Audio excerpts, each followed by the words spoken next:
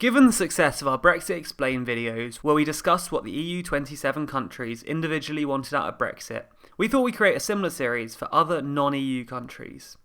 We then put it to our Patreon backers to ask them to pick which was the first country we should go for. They selected the US, so in this video, we're going to jump into how Brexit will impact the US. And if you want to say next time, be sure to drop us a few bucks on Patreon, and you'll be able to take part in the vote. If you do like the idea of us covering how other non-EU 27 countries are affected by Brexit, tell us in the comments what countries you'd like us to cover.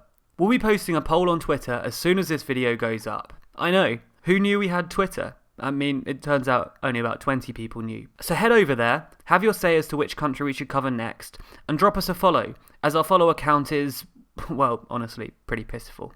Anyway, let's get on with the video. So far, Brexit hasn't really affected the US all that much. Most of the impact has come in the form of exchange rate movement, as political uncertainty in Britain and Europe more generally triggered a fall in both the pound and the euro. Before the Leave result, the pound was trading at about $1.50, as investors predicted a Remain victory. In the next 24 hours, the pound fell to a low of $1.32 against the dollar, and €1.20 against the euro. In October 2016, as Theresa May declared that she'd be triggering Article 50, the pound fell even further, to an intraday low, that is the lowest point during a day's trading as opposed to the value at the end of the day, of $1.18 for the first time in 30 years, and €1.11 in a 3-year low against the euro. Since then, the pound has sort of hovered between $1.27 and $1.30 against the US dollar, and around €1.12 and €1.14 against the euro. The weak pound might sound like great news to the US.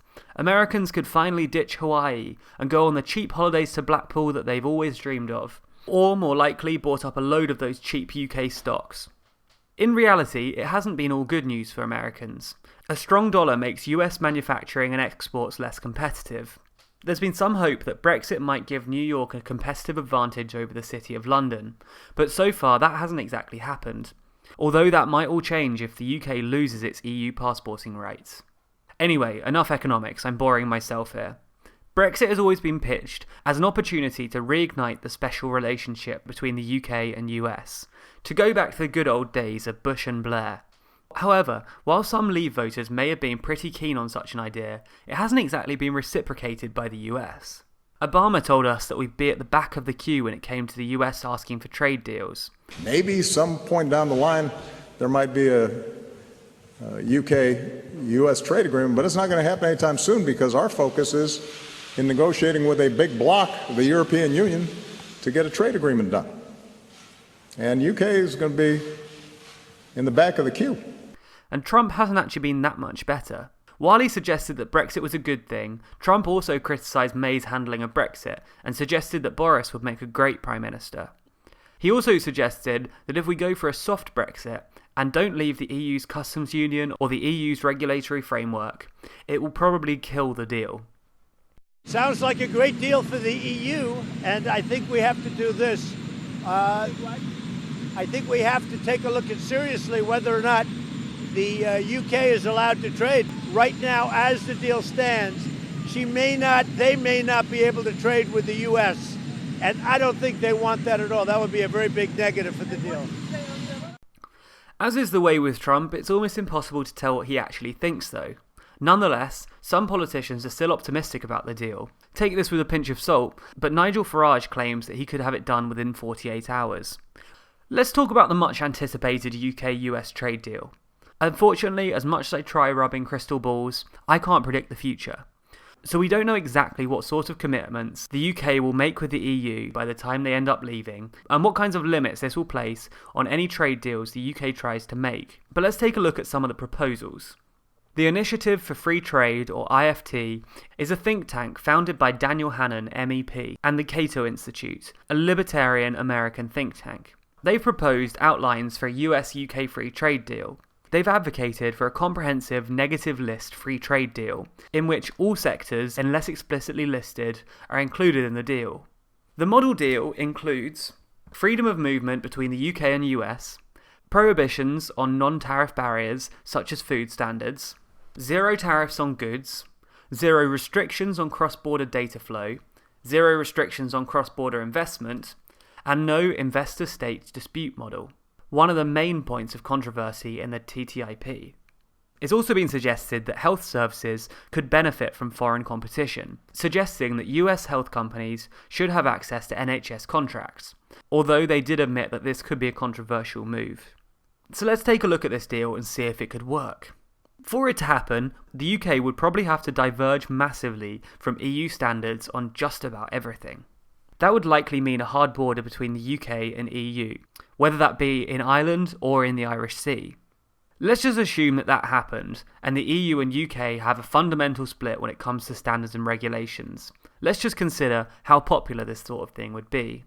Part of deregulating food standards is to allow US agricultural firms to sell products such as chlorinated chicken and hormone-injected beef to UK customers, both of which are currently prohibited by EU regulation. This isn't a particularly popular idea with either side of the Brexit divide. And then there's free movement, which according to polls is one of the main reasons why people voted to leave the EU in the first place. Again, it looks like this could be a tough sell for any government, although maybe those supporting Brexit will be more excited about the potential of being free to move to and work in the US than they would be to, say, Bulgaria. Sorry, Bulgaria. I've actually visited and it is a beautiful country, but Bulgaria isn't quite as romanticised in the UK as the US is. It's a really close thing, but I think maybe the US wins that one by a whisker. And finally, there's the possibility of American health giants handling NHS contracts. Passing over a national institution which provokes a universal sense of patriotism to American corporations would likely be political suicide for anyone. Now, in anticipation of a tirade of comments calling Tldr a pessimistic bunch of Ramonas who don't understand anything about economics, although we'd have to admit that none of us are actually economists, I should stress that we aren't saying that free market libertarianism or a trade deal based on those principles is a good or bad thing. It's just that this sort of deal looks politically impossible. You might be saying, who cares what Dan Hannan and his dumb think tank say? I've never even heard of the Initiative of Free Trade. He doesn't speak for the US. And you'd be completely right, but we do have some information of what the US actually wants. Every year, the US publishes something called the National Trade Estimate Report, which describes their permissions on aspects of international trade and what they expect from trade deals. So let's look at what's in the National Trade Estimate Report for 2018, which was released in March this year. Pretty predictably, it takes issues with the EU sanitary standards. This means that if the UK does want a trade deal with the US, they're probably going to have to lower their regulation to US levels. Now you might be asking, why is everyone so stressed about chlorinated chicken? Even if you really dislike it, you could just buy an English chicken, or a non-chlorinated American chicken. However, the National Trade Estimate Report also takes issue with country of origin labelling, so you might not know where your chicken is coming from. This is important for another reason. We've already signed up to an EU regulatory framework called Geographic Indicators, which basically means that for someone to sell their sparkling wine as champagne, it has to be produced within that region. It's not enough to say that the same grapes and the same process we use in America, it has to be produced in the right place. It's not just champagne, the EU does this with other food, such as Roquefort and Parma ham. The US thinks this is stupid, as it gives a competitive advantage to those local industries, and would have liked us to give this up, but we've signed up to it now. Another reason why a trade deal between the UK and US might be difficult. However, this is a relatively small barrier. Surely fake US champagne producers won't whinge enough to stop an international trade deal. Well, EU regulations are no small trade barrier, but they don't make it entirely impossible. There are other more fundamental factors which will make a trade deal with the US more difficult. First, Trump doesn't speak anyone else's economic language.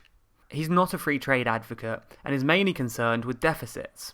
As we've seen, he doesn't mind tariffs, and he knows the political value of protecting traditional American industries like manufacturing or agriculture, which is why EU food regulations might be more of a barrier than you'd expect. But even more fundamentally, the UK wants a trade deal far more than the US does. And I know that sounds like a typical Ramona line, but let's look at some facts here. Every year, the World Bank produces a report with each country's trade as a percentage of GDP. This is supposed to be a metric of how reliant a country's economy is on global trade. The latest data we have is from 2016, but it's relatively consistent. In 2016, the UK's trade as a percentage of GDP was 59%, while for the US it was 27%. The UK relies on exports for 30% of GDP, while US exports only make up 12%. The US is also a far larger economy, with a larger consumer market, which makes the economy more than twice the size of the UK's. So while a trade deal could happen, the UK doesn't look like it's in a very strong negotiating position. Ringing any bells? As I said at the beginning, if you've enjoyed this and you want us to do more videos on how Brexit will affect the rest of the world, or even specific trade deals, let us know in the comments and we'll try to get to it soon. Also, remember that Twitter poll is up now and it will be closing very soon. So make sure you head over to our Twitter account and vote for the second country we cover in the How Brexit Affects series. And while I'm bossing you around and telling you to comment and vote, I should also let you know that you ought to subscribe to the TLDR newsletter, so we can drop you a weekly newsletter to share behind the scenes info and let you know what videos are being released that week. You can find a link to subscribe in this video's description.